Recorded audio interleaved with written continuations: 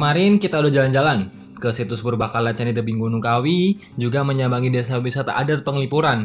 Nah, sekarang saatnya bercerita salah satu tempat suci di Bali, yakni Tirtampul.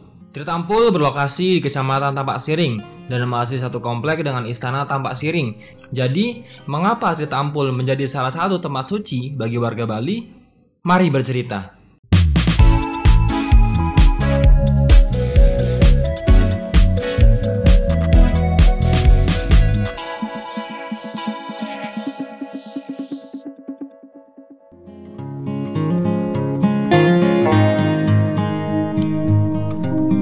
Tirtampul merupakan sebuah pura dengan mata air yang digunakan sebagai proses penyucian diri oleh masyarakat Bali. Tradisi penyucian ini disebut melukat. Menurut catatan sejarah, Pura Tirtampul didirikan pada tahun 962 Masehi pada masa dinasti Marwadewa. Melukat adalah sebuah tradisi budaya atau ritual keagamaan yang dilakukan oleh umat Hindu, bertujuan untuk mensucikan diri, baik dari segi jasmani ataupun rohani. Untuk melakukan prosesi melukat bisa dilakukan di berbagai tempat. Hanya saja, dalam kesempatan kali ini, kita akan mengikuti prosesi melukat di Pura Tirtampul.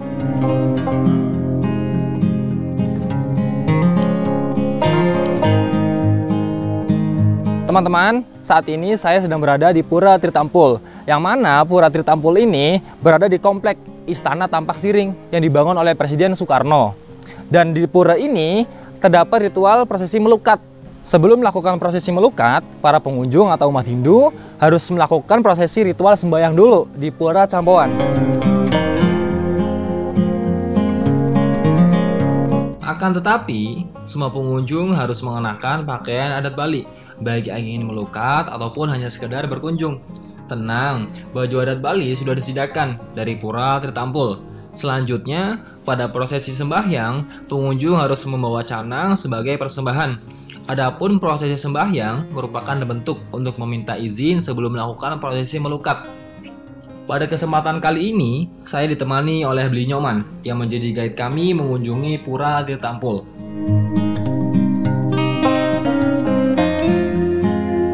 Kolam yang digunakan untuk melukat di Pura Tirtampul terdiri dari 2 kolam. Kolam yang pertama biasanya digunakan untuk melakukan permohonan yang bersifat umum, dan masing-masing kolam memiliki pancuran-pancuran dengan nama dan fungsi yang berbeda-beda. Pancuran pertama bernama Tirta Bayung Gede, atau lengkapnya Tirta Pesiraman Ida Betararing Bayung. Pancuran ini digunakan untuk prosesi khusus saja, sedangkan prosesi melukat dilakukan dari pancuran nomor 2 sampai nomor 10 secara berurut dan tidak boleh acak. Pada pancuran ini, para pengunjung melakukan pembersihan diri dan penyucian. Sedangkan, pada pancuran nomor 11 dan 12 adalah pancuran yang digunakan untuk prosesi upacara orang meninggal atau ngaben. Pancuran ini bernama Tirta Pembersih atau Tirta Pengentas. Prosesi selanjutnya dari melukat yakni di pancuran Tirta Utianaloh. Pancuran ini digunakan jika pernah bermimpi buruk. Selanjutnya, para pengunjung harus melanjutkan ke kolam 2. Terdapat sebuah patung gajah yang memisahkan 2 kolam tersebut, dan para pengunjung diharuskan melewati patung gajah tersebut untuk berpindah dari kolam 1 ke kolam 2. Pada kolam kedua, terdapat pancuran yang bernama Tirta Pangleburan Upadarwaning Cor. Pancuran ini digunakan untuk permohonan ampun akan sumpah-sumpah atau janji-janji yang tidak ditepati.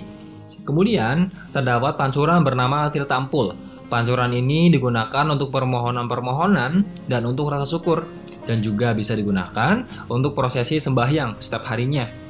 Pada kolam kedua juga terdapat pancuran yang bernama Tirta Pamalaspas atau Tirta Sambutan. Air dari tirta ini digunakan untuk bangunan seperti upacara piodalan dan untuk bayi yang berusia 3 bulan. Saat ini saya sedang berada di halaman Pura Tirtampul untuk melihat sumber air dari kolam-kolam yang digunakan untuk prosesi melukat.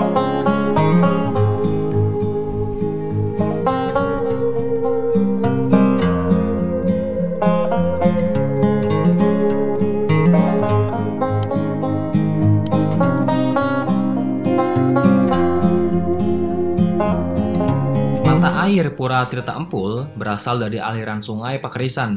Menurut penuturan Beli Nyoman Gede selaku guide saya di sana, mata air ini volumenya tetap sama, baik di musim penghujan ataupun musim kemarau. Tidak pernah kekeringan dan tidak pernah sampai meluber. Sumber mata air ini selain digunakan untuk prosesi melukat, juga sering diambil untuk digunakan di berbagai acara adat. Jika sebuah desa ingin mengadakan sebuah acara, maka akan mengambil air dari Pura Tirta Empul, yang sebelumnya airnya akan didoakan dulu oleh pemangku di kawasan dalam pura.